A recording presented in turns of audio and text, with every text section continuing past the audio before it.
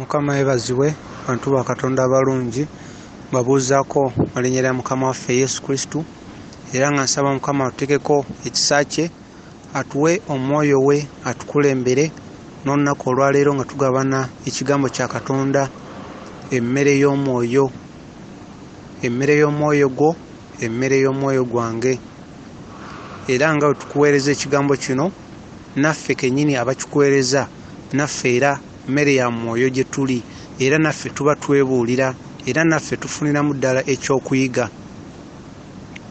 Olwaleero ngenda kwogera ku Mukama waffe Yesu Kristo era nga ye Katonda waffe gwe tusinza kubanga ne bamalayika abali mu ggulu Mukama waffe Yesu Kristo nga tannaba kujja ku nsi baali tebalabangako Katonda mu kifaananyi kye eky'omuntu ng'atambula ng'alina emikono ng'alina amagulu wabula mu ggulu baalabanga enjuba nga balaba ekyefaananyiriza enjuba okwakayakana bwe kutyo ng'era bawulira eddoboozi erivaayo naye nga tebamulabangako mu kifaananyi eky'omuntu. Era Mukama waffe Yesu Kristo bwe yajja nabo kwe kusooka okumulaba y'ensonga lwaki Mukama waffe Yesu Kristo bwe yazaalibwa mu mpuku bwe yazaalibwa nga bali mu mpuku eyo bamalayika bajja bangi bajja mu bungi okumusinza okumutendereza n'okumulaba bajja era essanyu lyali ly'amaanyi. Era Mukama waffe Yesu Kristo oyo gwe tukubuulira buli kiseera obe n'enkolagana naye igwe naye mube n'enkolagana nga bw'omusaba naye ayogera naawe nga si ffekka ffe tusaba nga twogera wabula tuwuliziganya ebankolagana ffe twogera ate era naye atuddamu. Ye Mukama waffe Yesu Kristo yayagala obe n'enkolagana naye omumanye ayagala nnyo omumanye era ayagala nnyo okukolagana naffe. Mukama waffe Yesu Kristo waddala tetumwogera bwogezi mu bigambo wabula waddala era bangi abamulabyeko. Mukama waffe tumulaba mu mwoyo ajja n'ayogera naawe n'akuwa obubaka bangi abamulabye bangi bayitirivu waddala nga naye bw'oli owaddala naye waddala ayogera ayina enviiri nga ggwe ayina emikono nga ggwe enviiri ze zikoma ku bibegabega era olaba nti musajja tugambe wa kiwago munene wano mu kifuba mu kibegabega olaba nti musajja muwanvu munene wa kiwago. Mukama waffe Yesu Kristo waddala era ayagala abe n'enkolagana naawe ayagala okuba n'enkolagana na buli muntu yenna omukristaayo alina okumanya Yesu Kristo. Tulina okufaanana ye tulina okumumanya ayagala abe n'enkolagana na buli muntu olina okumanya Katonda wo. Buli muntu agenda kutuuka mu mbeera ayayana okumumanya ayayana okwogera naye ekiseera kijja embeera egenda kubaawo nga buli muntu kikwetaagisa okuba ng'olina enkolagana naye nga kikwetaagisa okuba nti essala gy'osaba olina okumanya okutegeera akuzzeemu oba takuzzeemu ng'olina n'okumanya akuwulidde oba takuwulidde kubanga bwe tunaabanga ekyo tetukiina nga tetutegedde oba essala yaffe agizzeemu tujja kubanga abasaba okutuusa obutuusa omukolo abagoberera obugobereza abalala kye bakola naye olina okusaba n'otegeera Katonda gw'osaba akuzzeemu era n'essaala yo agiwulidde. Mukama waffe Yesu Kristo yajja ku nsi kuno asobole okutulokola asobole okulokola emyoyo gyaffe ogiwonya okufa kubanga ffe twayonoona. Adamu omuntu gwe basooka okutonda yayonoona ate ffenna gwe twavaamu. Mukama waffe Yesu Kristo kwe kujja atulage nti kisoboka okuzzaawo enkolagana ey'omuntu ne Katonda. Kwe kujja mu kifaananyi ky'omuntu n'ajja wano ku nsi n'ateekako omubiri ng'omuntu atulage ekkubo atulage nti omuntu asobola okuyita mwene ensi ate ddala n'agenda mu ggulu. yensonga lwaki tulina okuba nga tugoberera ebyo bye yakola. Tulina okuba nga tumugoberera, tuyita mu kkubo lye yayitamu. Kuno ku nsi baamujerega, baamuvuma, baayogera buli kimu, naye yabasonyiwa.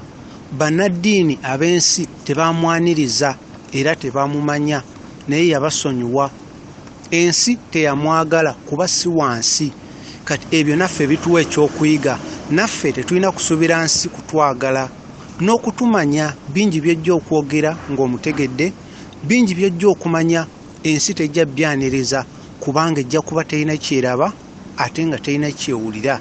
Naye ggwe ojja kuba omumanyi munda mu ggwe ng'akuddamu n'otegeera akuzzeemu. Mu nsi ey'omwoyo Mukama waffe Yesu Kristo nga tannaba kujja, waali tewali asobola kulaba omusana mu nsi ey'omwoyo. Omusana mu nsi ey'omwoyo gwali tewali asobola gulaba ng'akyali mu mubiri, nga soolu ye ne bode nga bikyali wamu, tewali yali asobola kulaba musana ogw'omu mwoyo. Naye Mukama waffe Yesu Kristo yamala okujja, kati mu mwoyo osobola okulaba omusana ng'okyali mu mubiri. Kati tulaba mu mwoyo nga tukyali mu mubiri, nga tetunava mu bulamu bw'eno nsi. Naye Mukama waffe Yesu Kristo nga tannaba kujja, baali tebasobola kulaba musana ogw'omu mwoyo nga bakyali mu mubiri. Baali nga bagulaba omuntu ng'amaze kuva mu bulamu bwa nsi eno. Naye olwaleero okulaba mu nsi ey'omwoyo, Mukama okugulawo amaaso go n'olaba mu nsi ey'omwoyo, leero eringanga engule ey'okukkiriza. Omuntu yenna omukristaayo alina okukkiriza. Bw'atandika okulaba mu mwoyo, kwegamba eringanga engule. Katonda abanga alina engule ey'enjawulo gy'atadde ku mutwe gwo gw'okutandika okulaba omwoyo, owulira nga eringa engule ey'okukkiriza kwo. Era olwaleero omukkiriza yenna ng'akkiriza mu Yesu Kristo, kasita amaaso ge ag'omwoyo gaggula, asobola okulaba bulungi omusana ogw'omu mwoyo. Mukama waffe Yesu Kristo asobola okwoleka, asobola okulaga, era asobola okuwa okubikkulirwa n'okwolesebwa okw'obwakabaka bwe bwonna emirundi mingi nnyo eri omukkiriza yenna amukkirizaamu. Mukama asobola okukulaga byonna obwakabaka bwe bwonna eri oyo yenna amukkirizaamu, nga tomaze na kwetegeka, wabula ye waddembe okuwa yenna gw'aba yagadde okulaga obwakabaka bwe bwonna. Newankubadde ebiseera bingi eby'emabega ne mu kiseera kino bangi bakkirizanga nti ddala Katonda gy'ali, naye Katonda nga bamanyi amaanyi ge n'obwenkanya babulabira mu mbeera ebeerawo mu kitundu. Okugeza nga wabeerawo enjala, abantu nga bagamba Katonda alabika munyiivu. Wabeerawo embeera ng'oba amataba, ng'abantu bagamba kayinza okuba kabonero nti Katonda munyiivu. Ate nga babeera mu mbeera ennungi, ng'ebyo basimba bikula, nga ensolo zirina omuddo, amazzi nga weegali, abantu nga bagamba Katonda musanyufu. Era ebalowoozanga nti Katonda munyiivu, nga wabeerawo okusaddaaka ebisolo, ng'abeerawo olwo nga bajjukira okusaba Katonda, nga bamanyi Katonda ayinza okuba munyiivu olw'embeera gye baalinga balaba, so nga bambi tebalina nkolagana na Katonda. Bo baakosanga amaaso gaabwe ne balaba embeera eriwo, ne bagamba kino kireka Katonda munyiivu. So nga tekyalinga kubeera nti Katonda munyiivu, wabula abantu bo bennyini, abantu ffe kennyini, ffe twaleeteranga embeera eyo. Katonda ensi engeri gye yagitonda mu butonde bwayo, ffe twaleeta enkyukakyuka, nga yaleeta omusajja awase mukyala, ffe ne tuleetawo omusajja awase musajja. Kati ebintu bingi ne tugenda nga tubikyusa okuva mu mbeera yaabyo Katonda engeri gye yagitondamu. Kati ebintu ku ebyo bingi bye byavaako embeera ennyingi okubeerawo, embeera ezitasanyusa, embeera ezikabya amaziga. Kati ate ffe ne tulowooza nti Katonda munyiivu, n'olwaleero embeera nnyingi ze tutambuliramu ne tutakola ebyo Katonda byayagala, ne tukyusa ebintu Katonda nga yabiteekateeka. Kati ebyo bye biviirako ebizibu bingi ebigenda mu maaso mu nsi, wabula nga tekitegeeza nti nno Katonda munyiivu. N'abantu bangi bamanyi Mukama waffe Yesu Kristo, bamumanyi ng'omulokozi, naye tebamumanyi nga taata, tebamumanyi ng'omusomesa, tebamumanyi ng'omubuulizi, era tebamumanyi nga muganda waabwe. Naye omala kufuna nkolagana, najja gy'oli nga taata, najja gy'oli ng'omusomesa, najja gy'oli ng'omubuulizi, nga muganda wo. era bangi newankubadde tukkiriza mu Katonda naye omala kulaba kyamagero Katonda nga alina kyakoze mu bulamu bwo kolo n'ogamba naye Katonda mmanyi, Katonda alabika amanyi famire yange, naye Katonda alabika mmanyi. Olw'okuba olina ekyo kyolabye obanga omaze kuwulira bujulizi omulala ngaawo bujulizi n'agamba nali bwenti nali kino naye kati Katonda yanyamba ndi kino, olwo lwotandika omutima gugamba naye Katonda alabika gyali, Katonda alabika waddala. Tuyina buli muntu okumanya Katonda, tube n'okukkiriza ate naye kennyini tumumanye. Katonda ayagala kulaba tumwesiga kyenkana ki era tumumanyi kyenkana ki. Tumanye nti Katonda waffe ayogerera mu bantu abatatuukiridde. Ekyo kirina okutula mu mitima gyaffe ne tumanya nti Mukama waffe Yesu Kristo asobola okwogera mu bantu abatatuukiridde. Abantu bangi Mukama waffe Yesu Kristo bayogedde nabo okuva mu nsi yonna, naye abantu bangi ababawulidde tebakkiriza. Naye ekiseera kigenda kutuuka, embeera egenda kubeera mu nsi eno. Bangi bayayaana okumanya eddoboozi lya Katonda, bayayaana okuwulira okuva eri Katonda kikyayogera ku mbeera eyo. Bangi bagenda kuddayo eri abo abagamba nti bawulira eddoboozi lya Katonda, bababuuze naye ddala muwulira eddoboozi lye. Mu kusooka nga babibuusabuusa, abantu bagenda kutambula amawanga bajje gy'oli gwawulira eddoboozi lya Katonda, bakubuuze naye ddala okakasa.